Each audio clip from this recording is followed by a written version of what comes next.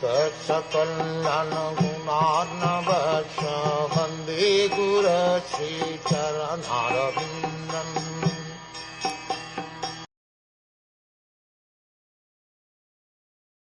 The sage Maitreya continued. The great personality Narad Muni, upon hearing the words of Dhruv Maharaj, became very compassionate toward him, and in order to show him his causeless mercy, he gave him the following expert advice. Since the great sage Narad is the foremost spiritual master, naturally his only activity is to bestow the greatest benefit upon whomever he meets. Dhruv Maharaj, however, was a child, and so his demand was also that of a playful child. Still, the great sage became compassionate toward him, and for his welfare he spoke the following verses.